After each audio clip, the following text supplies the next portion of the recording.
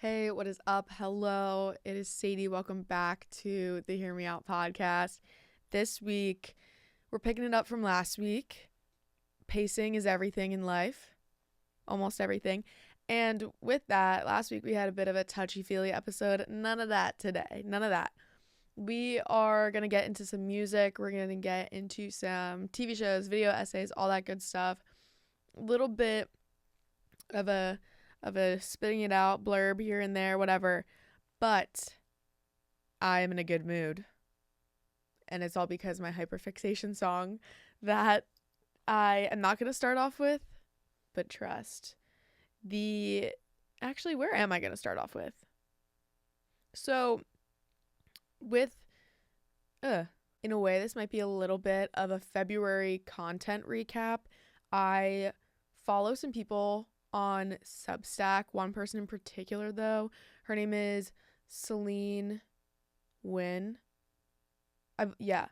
And she is awesome. She's very insightful and tends to bring in a lot of literature and whatnot to literal literature, and then literature is just in research and sources that are very above my head, but I trust because she sources them, whatever. She does monthly recaps and she organizes it very particularly, and that is kind of in my mind for what I'm doing today, but really going in under a microscope on music, and that will by default tie to TV shows and movies that I've been watching that put me on some of this music. But also, I personally really enjoy music recommendations. I love just, putting out feelers in wherever I can get good new music, because I tend to go in the cycle of the first week and a half of every single month without fail. It's like the first day of the month, all of a sudden I have no music to listen to.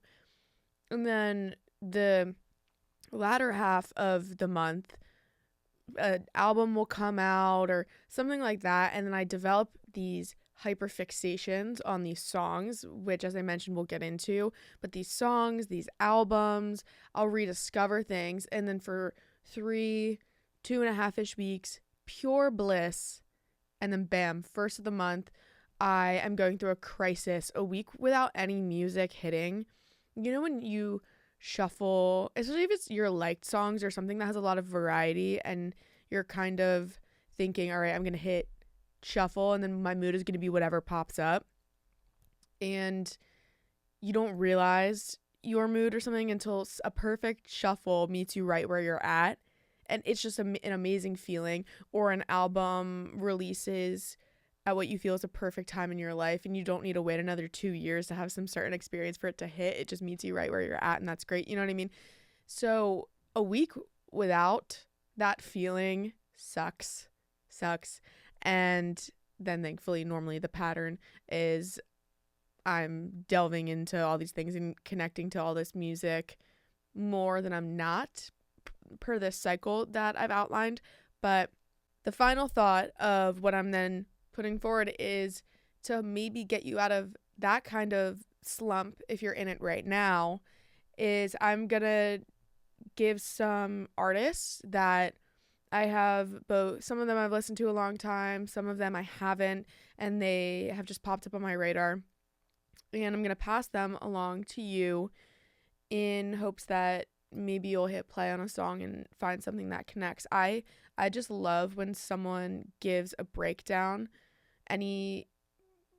Just when someone gives a breakdown and they're kind of like, this is the genre, this is the person, maybe a little bit of story, but this song in particular is great, because sometimes I'm really overwhelmed by full albums, because I am someone who I have to, if I'm listening to an album for the first time ever, I need to be in a certain headspace for it. I won't even try to describe it to you, but once I start an album, I can't stop halfway through.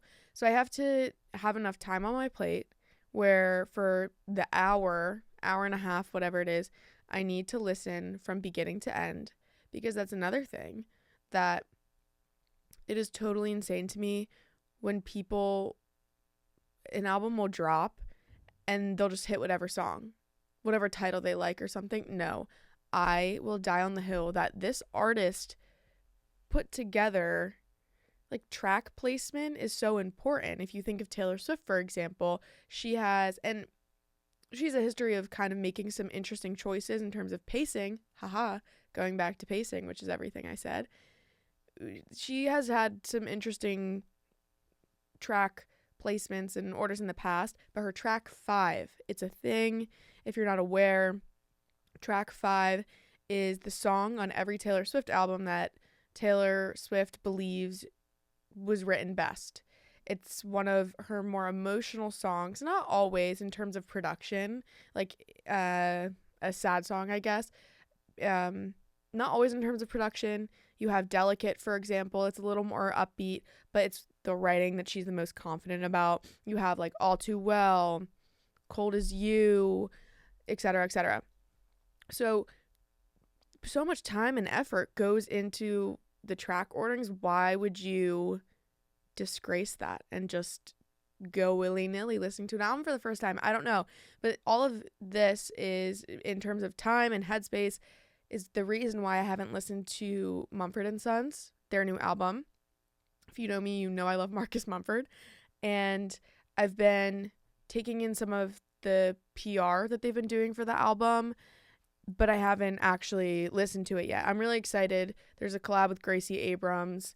There's the singles. I've listened to the singles, which I'm obsessed with, but I haven't done the full album. So anyway, don't bring that up to me quite yet. No spoilers. But no, I'm kidding. Let me know if you're listening to that and you like it. Otherwise, no, I will get to it eventually. But yeah, I'd like to lay out some albums, maybe some song recommendations to kind of get you started, as if it was like a starter pack. That'd be kind of cool. I'll just be part of the episode, not the whole thing. But anyway, I think it would then, I've scratched my throat. I think then we'll kind of maybe go big and break our way down. So let's do artist recommendations, albums that I've been listening to or that have come back into my radar that you may or may not like, and then we'll go into songs, and then with that'll lead us into other projects, other media, and roll with it. Awesome. Okay, starting off strong with Jake Minch. So you may have heard of Jake Minch from one interview. Maybe this is too niche, but I would guess if you had heard of him, it would have been from a Paul Mescal interview. Someone asked Paul Mescal what he had been listening to, and he was like, oh, this indie artist, this underground artist, Jake Minch. And I really thought that Jake would then take off. And part of me selfishly is glad he didn't necessarily. He's facing a lot of success right now, which is awesome. And I only wish him the best. So that's the other part of the coin where I'm like, no, he deserves, and his music deserves to be spotlit. Anyway, highlighted. We'll go with that one. And yet I find a lot of people don't know his music. I have never once encountered him on someone else's playlist. And then he had a TikTok song, a quote unquote TikTok song, but a song that went viral on TikTok. It's called Fingers and Clothes. I would then guess that maybe you would know the chorus to that song. Amazing song. But so that is on an album called George, or titled George. And that is a no skip album for me. That came out in the summer, I believe, this past summer. And that whole album was very much on repeat all of 2025. The song Changed Things is maybe my favorite off of that album. And it's on my 2025 playlist at the end of 2025. I always do a select amount of songs that is in line with the year number. So last year I did 25 songs from 2025. The year before, 24 from 2024, etc., etc. And so Change Things was maybe the second or third track on that whole playlist. And I cannot recommend him enough.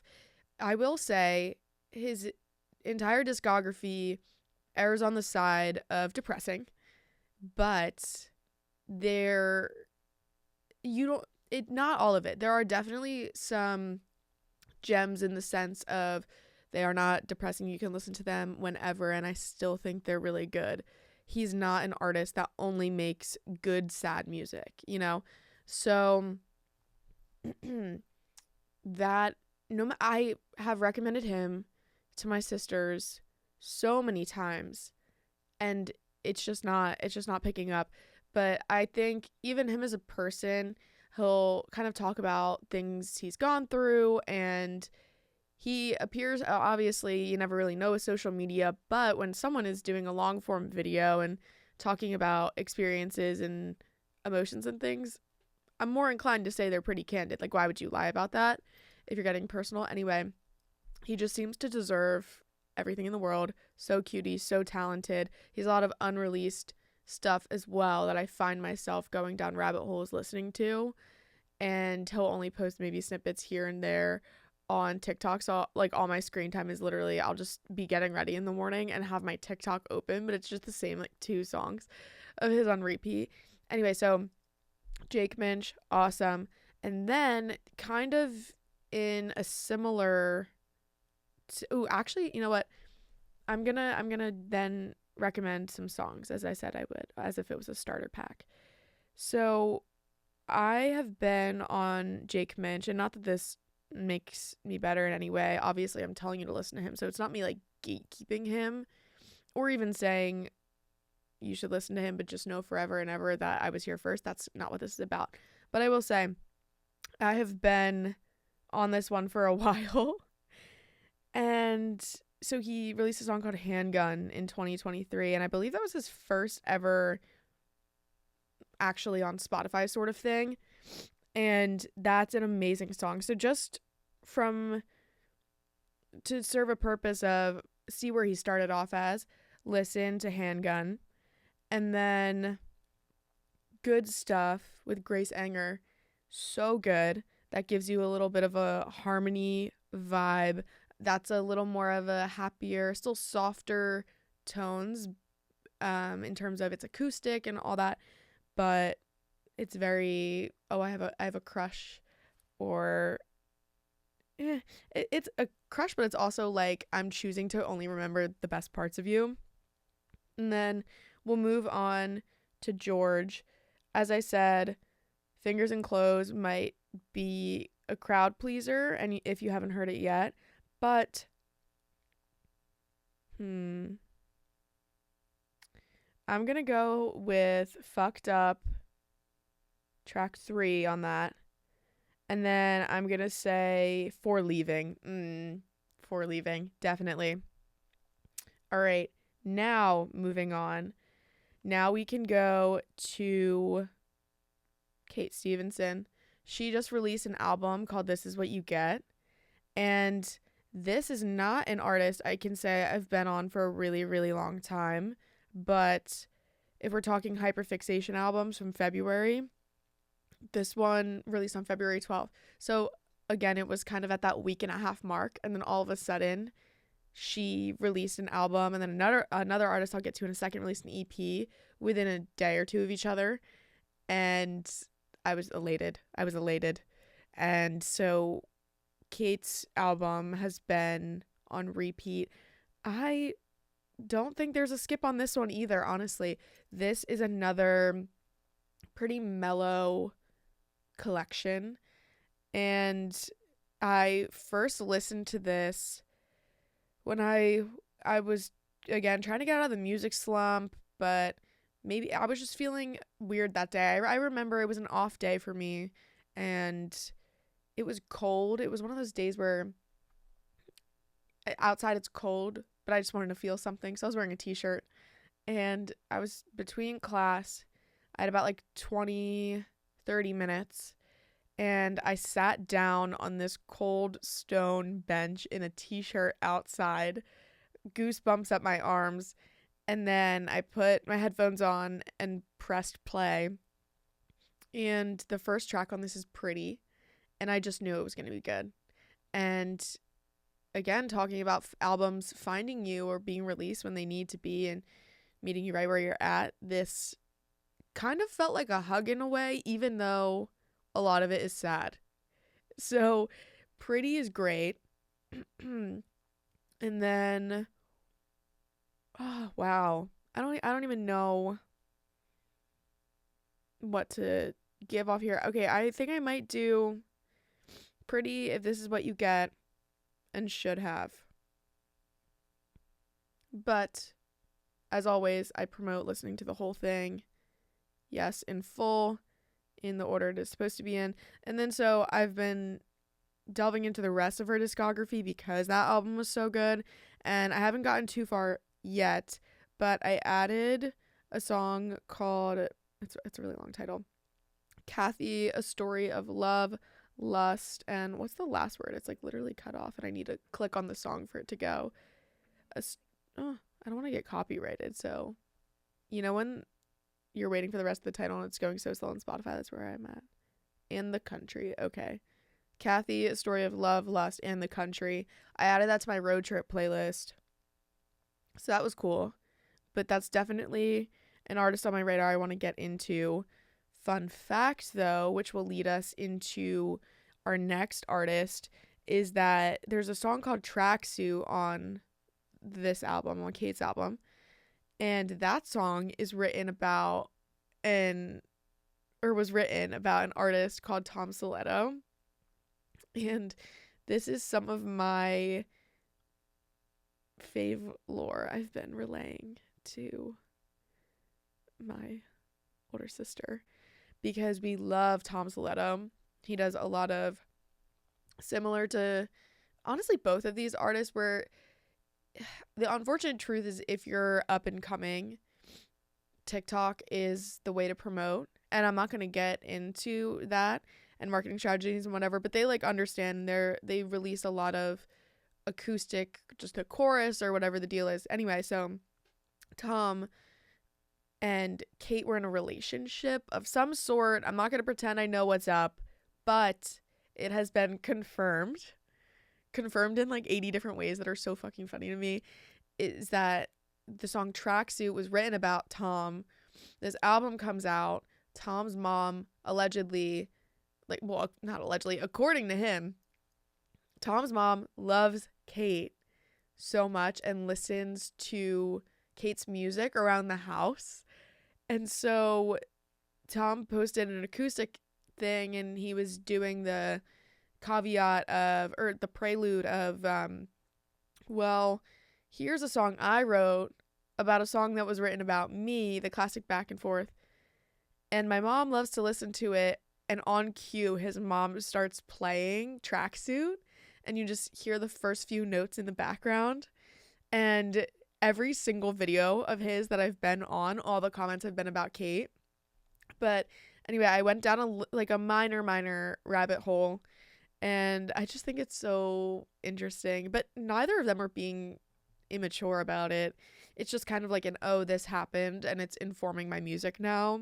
But with this, the song Couldn't I is, I think, my second listen. If I brought up the stats, I believe it's my second listened to song, or most listened to, all of February. I cannot get enough of that song. And then yesterday in particular on repeat was I Think of You the Whole Time. That was awesome. I will say I'm guilty with his stuff of listening to a lot of the unreleased and not actually giving him credit for what he has released. So I'd like to learn more about, he has other good ones, but off the top of my head, like, those are my two favorites. I'd like to get more into his stuff as well. Next artist, Sarah Kinsley. So she just released an EP called Fleeting. Fleeting actually was the first single off that EP, and it's very short. I mean, as EPs are. I think it's 6 songs max. 6 songs max, maybe 5. And I love, love, love, love Sarah Kinsley's work. Like before this, wow. But so Fleeting was the first single, and that actually was another song along with Jake Minch's Change Things that made it on the 25 from 25 playlist. And it is so main character vibe. And I know that's a very overused term, but when you're thinking of like the tunnel scene sort of situation in Perks of Being a Wallflower, that's not to say that it sounds like David Bowie's Heroes, but I could imagine a similar situation where I'm through, like, standing up through the window and in the back of the trunk, just kind of arms out like Emma Watson, listening to this song. I will say it's more of a club undertone versus Heroes. Something about that feels a little more raw, and the production is more prominent in Sarah's thing. But so, well, yeah, so this is only 5 songs. So it's 17 minutes. And if you're like me and you want to listen to it in order and need to be in a certain headspace, then 17 minutes, not a lot to ask, a lot easier to commit to than an hour and a half album. But so Fleeting is the last one on that, and that is just kind of like, put me in a car now. I want my hair to be blowing, and I want this top of my speakers, and it's just so carefree, and I love it. When I was in London, and if I was ever feeling like a fish out of water, this is the song I would put on, and that is a major reason of why it was on that year recap playlist. But then on this, we also have Lonely Touch. That's the first one. So then it's kind of these similarly produced in a way, that sandwich the situation of then what's in, I don't know, Truth of Pursuit, like that's also good. Very much just outro song or climax of like things are starting to go right for the main character, carefree kind of song. That's a lot of this. But then Reverie is amazing. Honestly, no skips, although After All is a song with Paris Paloma, who sings Labor, if you're familiar with it. And that I can't recall off the top of my head. I remember it not being a skip, but the other 4 on this album or EP I've listened to so much that I can speak a little more confidently about. But let's do a Sarah Kinsley starter pack, because I think she's someone who needs more recognition. She is just over 1 million monthly listeners. So again, she has her people and she's experiencing enough success. I don't really think I should have been telling you the monthly listeners this whole time. Maybe that would then be a good barometer of how underground these people are. So, but yeah, by no means am I claiming to discover these people. If you know ball like this, then that's great. But there are a lot of other people that know this particular type of ball. But if you don't, I would love to put you on or emphasize. So anyway, Sarah Kinsley's starter pack. I love her song Sublime. Ooh, but I think we got to start with The Giver. The Giver is more, it was older for sure. I don't know if it was her first thing she ever released. I doubt it. That was a 2022 one, and she's been at this since 2019. But so I, excuse me, got kind of onto this at around like 2021. So it's been a few years, and I'm most familiar with her album Escaper, and then, as I mentioned, Fleeting. Off Escaper, Last Time We Never Meet Again is a strong start. Sublime is great. I think I go to her for a very specific type of sound. And if you listen to these songs, I think you'll pick up on that, because Sublime is very reminiscent of, or rather the other way around, because the more recent songs would then be reminiscent of the older ones. And it's, yeah, I don't know. Love. So maybe those 3 are a good start. The Giver, Last Time We Never Meet Again, Sublime, and then I would do Fleeting and Reverie. Reverie has an amazing bridge that is a different sense of put me in a car, have me standing up, arms out in the trunk, wanting that my hair behind me sort of thing. It's funny how that very, not specific, but that exact situation is a cure for so many things and just seems to be like the most perfect listening party location. But recapping, we got Jake Minch, we got Kate Stevenson, we got Tom Sletto, we got Sarah Kinsley. Those are, yeah, amazing. And then also kind of, I know I've talked about her before on this podcast, but Alex Page, if you're more familiar with then maybe Alex Page, then maybe that'll give you a taste for what some of these artists' work will sound like. Also, Ryan Beatty, he recently released his album, Calico. Yes, okay. I had to look that one up. I don't know why I spaced on that. Well, okay, also False. That was literally 3 years ago that he released that album, but he was gaining a lot of traction with it, and he went on some Tonight Show. I can't remember which one it was, but I want to say he was the musical guest on Jimmy Fallon. But so that was gaining a lot of traction. Subtle brag here, not so subtle. Boy in Jeans was released in 2018. Been on him since that. Power Slide, come on now. So he kind of is a similar breath of fresh air as these artists, in my opinion. So like Alex Page, Ryan Beatty, listen to them if you don't listen to them, but if you do, maybe that is a good indicator. And with that, I want to say that I've been getting into making niche playlists again.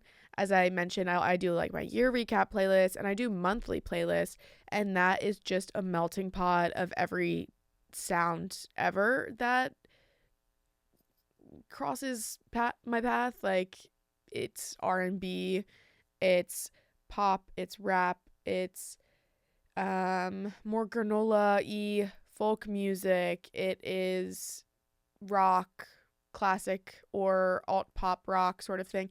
It is literally anything. I like to think that I have diverse music taste, and so that is great. But after about a year and a half, maybe 2 years of solely doing the monthly playlist, I've started to make my very niche, hyper specific. I realize I've been using a lot, whether it's hyper specific, hyper fixation, or hyper pop, like whatever it is. But like, I'll read some of my playlist names out to you just so you really understand what I'm getting at here. A more recent one is titled "And the Three Door Recedes into the Setting Sun." Another one is called "Sleeper of the Sand." Another one, "Stereotypical Surf Shop Sway." And those aren't even that niche. "Dead End Orange Sky." I want to get to some of my older ones that just make me laugh. We have, they're not going in chronological order for some reason, so it's making my life hard trying to find them. "What Even Is Big Room," "Your Uncle's Favorite Band," "Your Favorite Band T-Shirt," "Big Windows," "Small World," in parentheses, "and a Couch." I like that one a lot. "Jeep Waves and Head Bobs" for the existential build of it all. "Down the Street," "Laundromat." But Sunday, I have one called "Sunday Afternoon Laundry," and that is very different from "Laundromat." So yes, we are getting specific with it. It does matter. They're very different.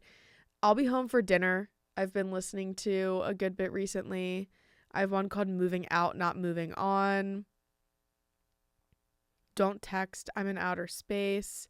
Shout out that one real quick, because after a while I wasn't adding to it. And then recently I've been adding. Oh, another shout out that you might like is "The Radio Department." Just, I won't go into that one. But I added the song of theirs called Let Me Have This, and I was remembering that not on my walk here, but at some point in the last 24 hours, I was thinking, you know what, the radio department might be a good shout. That is a little more grunge, heavy hitting, almost like political in a way. Not the music itself, but the band aura, I'll say, reminds me of the 1975. Okay. But I was shouting out the Don't Text I'm in Outer Space because Beach House, if you think of the album called Depression Cherry, again, I just think of driving around hometown specifically, though, not just any car at night, windows down, but this is specifically in a car, your hometown. Listen to Depression Cherry by Beach House. That album is amazing and is a good example of a very similar, it's cohesive, and I feel like a lot of people think then that's boring and they're inclined to say, well, they all sound the same. But again, if you're in a very specific mood, all of a sudden you have 12 songs without having to repeat the same song. Like all of a sudden you have 12 songs, give or take, that you can just feel seen in, no skips, maybe just lay in your bed, take it all in sort of thing.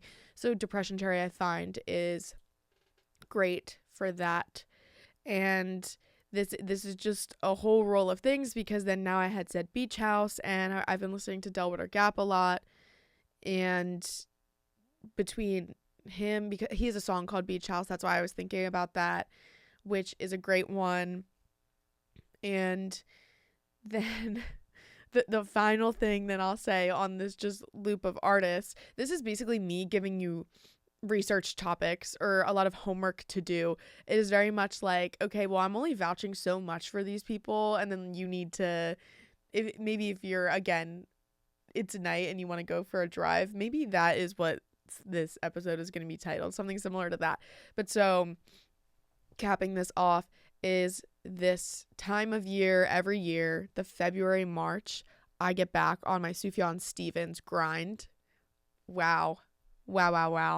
He is awesome, and it's very much a sad February leading into a happier March. He is very much known for his album Carrie and Lowell. He did the original music for Call Me By Your Name, if you're familiar. So he's known for that, and then an album called Carrie and Lowell. But I will say he has really underrated happier music. Again, like his sad stuff is more mainstream, but last year on my 2025 playlist was the song called Back to Oz, which is just so bebop around spring. That is very much a defrosting song.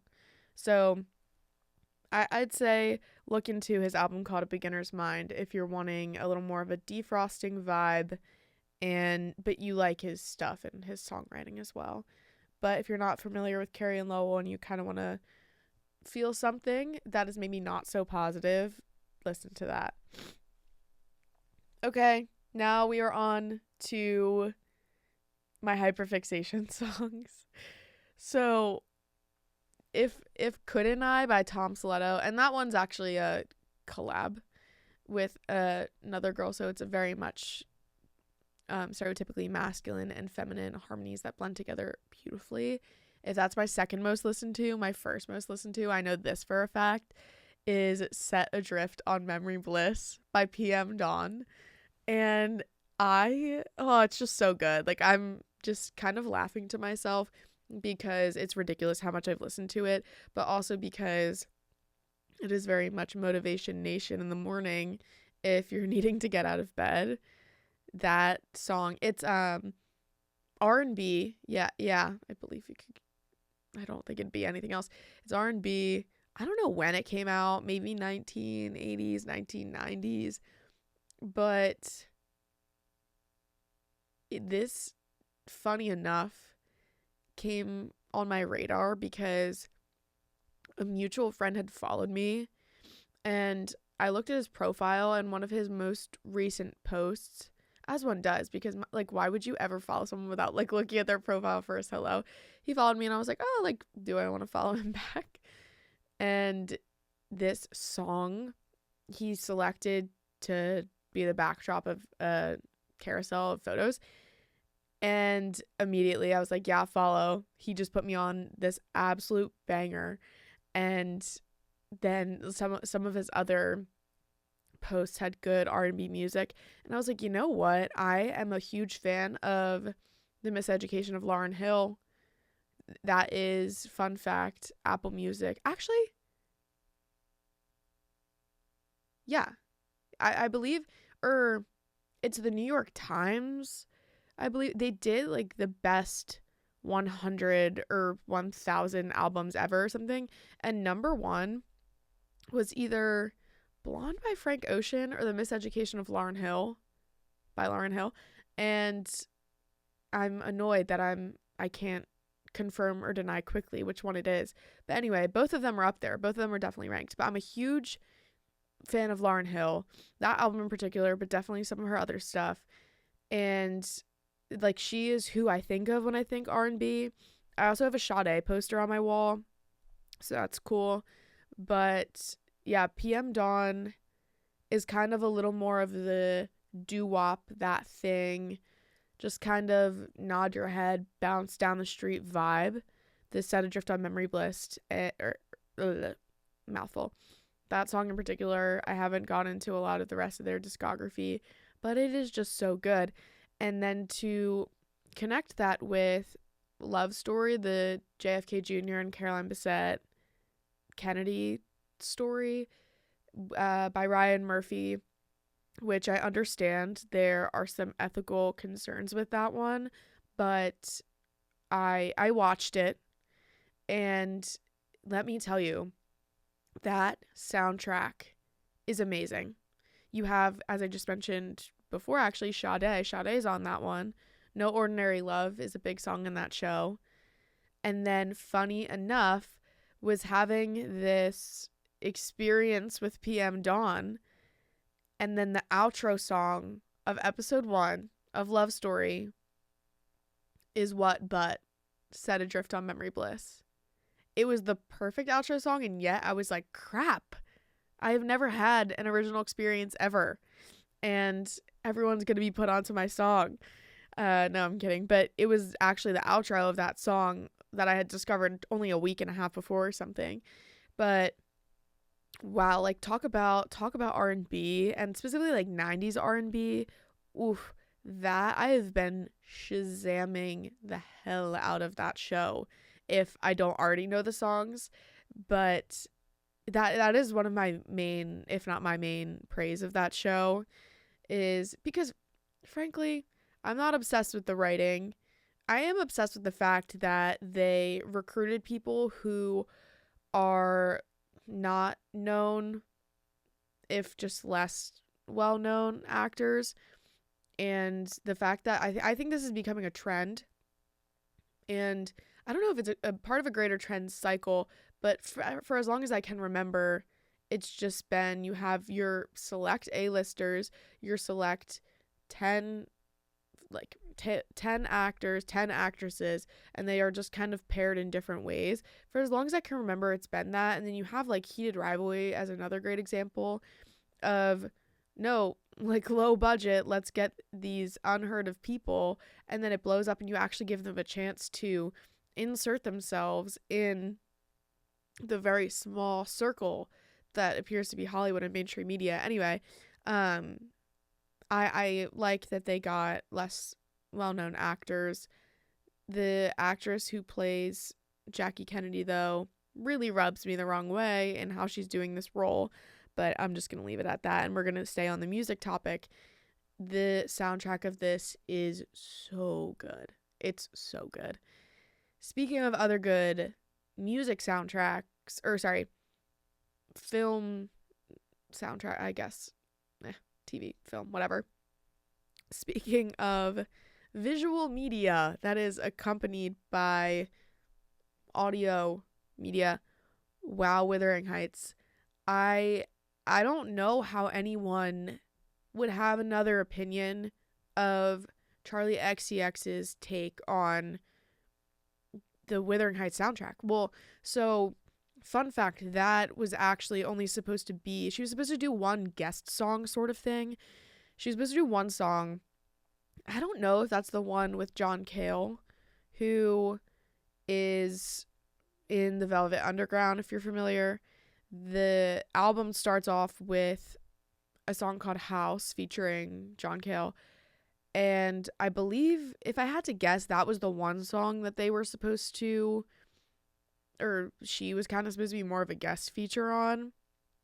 And then it turned into a whole album that I think really showcased her talents beyond Brat. A lot of people know her with the Brat album and may only ever know her as that, but anyone who cares to listen and give her a fair shot, she really, in my eyes, proved herself with this album.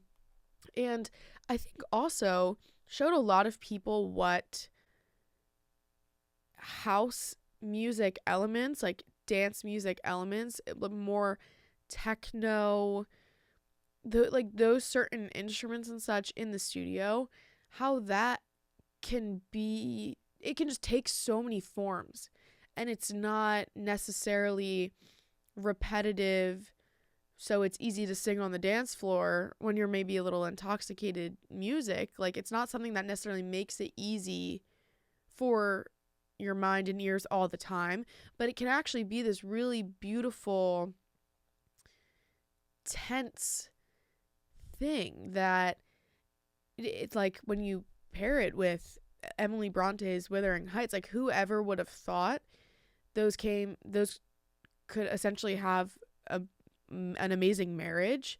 But there are some softer songs on it.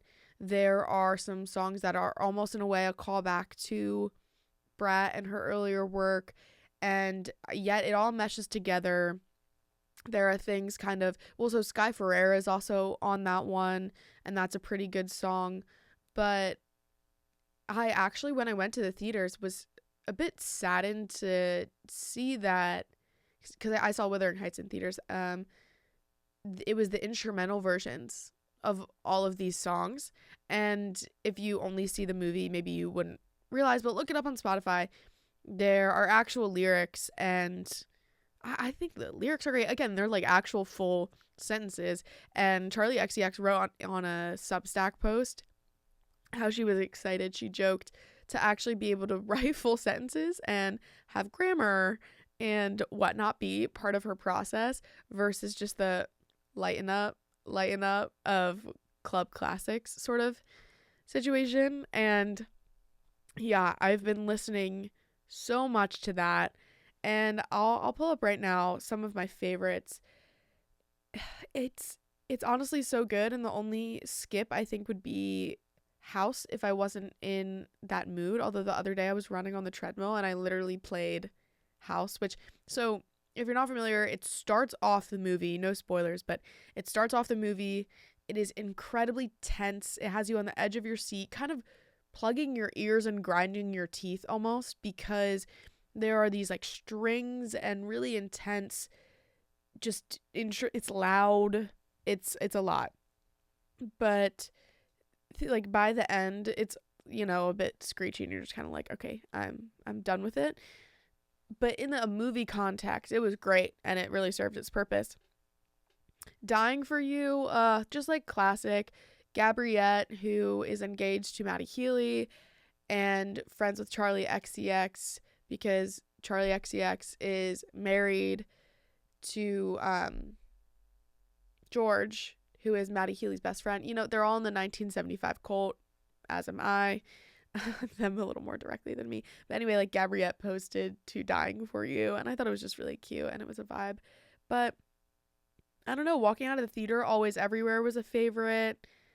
Seeing Things was the second credit song, and I just remember being like, holy crap, turn this off. This is not the vibe. I want to cry right now.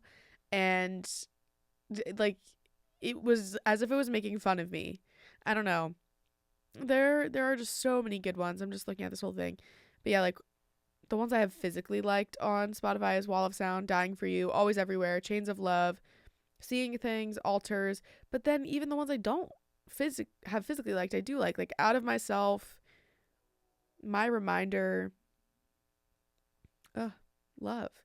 But that really did it for me, and I will vouch for her. But she, even in an acceptance speech, I think she actually won a Grammy. What was it? Like Album of the Summer, Album of the Year. And she got up on that stage and had said, well, something to the sentiment of people don't take techno music, dance music seriously, but it really is an art.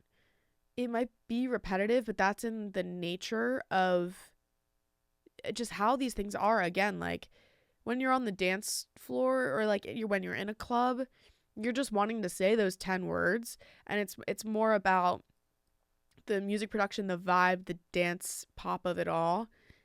So like then you look to, I don't know, John Summit or Fisher or whoever, even like Fred Again, and it's repetitive. It's part of the formula, but that doesn't necessarily take away from how impressive it is, because it's so easy to do a bad dance song, honestly. Why would any of them be longer than 2.5 minutes? If you're asking me, I honestly think like a minute 50 is normally appropriate for a lot of these songs. And then there's some people that are doing 7-8 minute long songs with no variation in the music production, and then no variation in the lyrics. There's no build, there's no beat drop, there's nothing. I roll. So then there's that. Okay, a second hyperfixation song is Waiting in Waist High Water by the Fleet Foxes. And that, it almost seems like it's a September song. I imagine I'm going to get to mid to end of September, and this song will resurface if I don't seek it out. And I think it'll hit harder then. But there's also something where if you ignore the lyric that is like summer is over, if you ignore that lyric, some of it also feels like a softer defrosting, and it's gonna be okay. It's almost spring, and the flowers are starting to bloom and all that good stuff. That has just felt like a breath of fresh air. Again, if you missed it, Waiting in Waist High Water by the Fleet Foxes. That has been a slow roll out of bed. All right, Sadie, like let's do our hair. Let's get going. Let's brush our teeth. One foot after the other sort of thing. But then I'm also like walking home at night to it.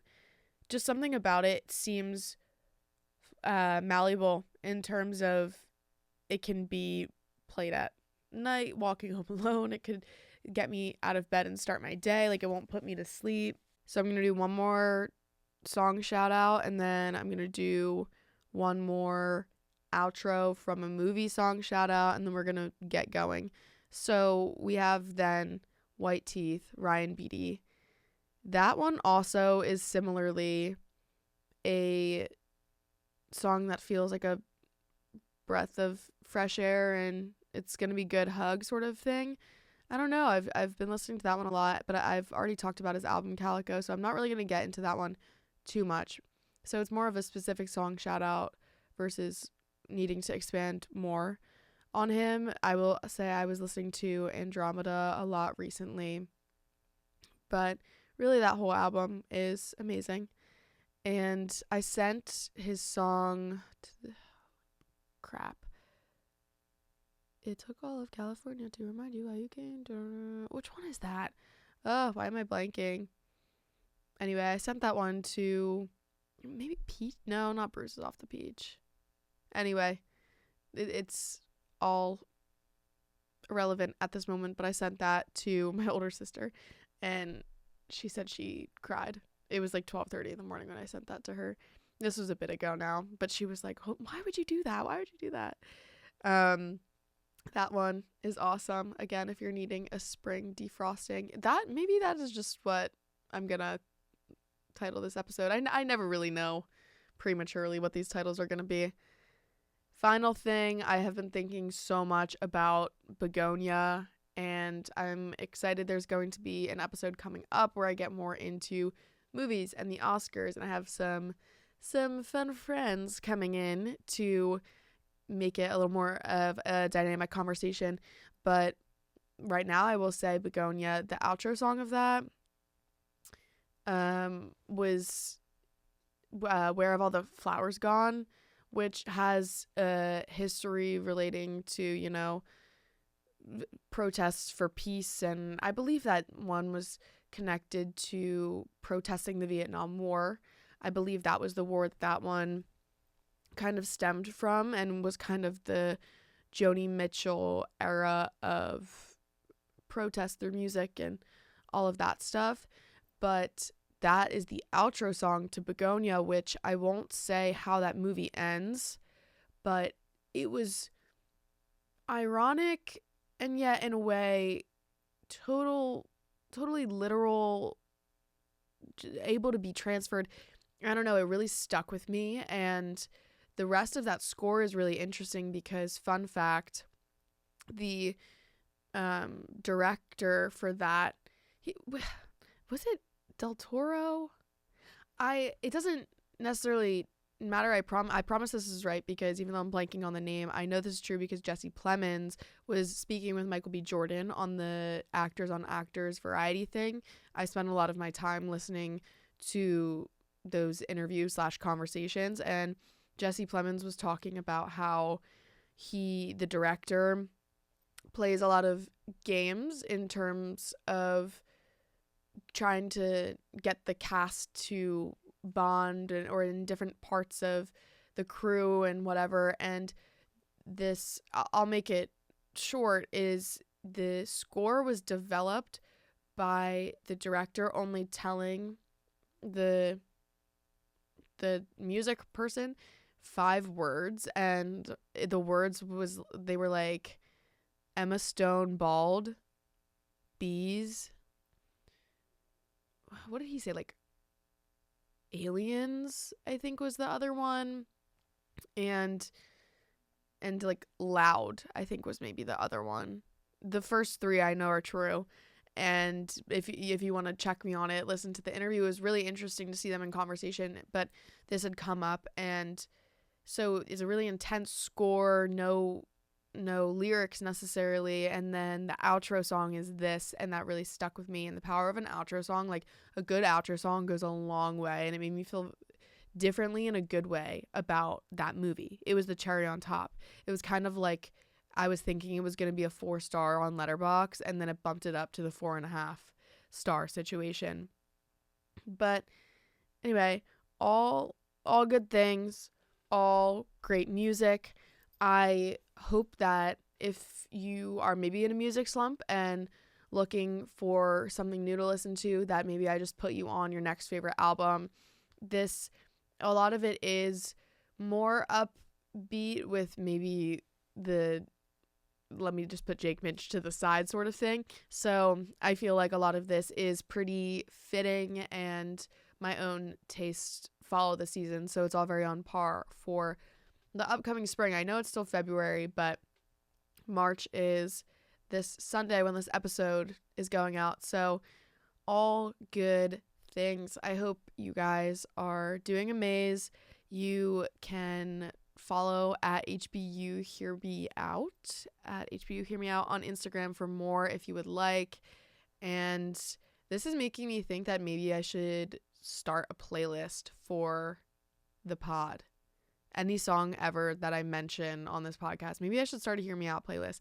I don't know. Let me know if you would vibe with that.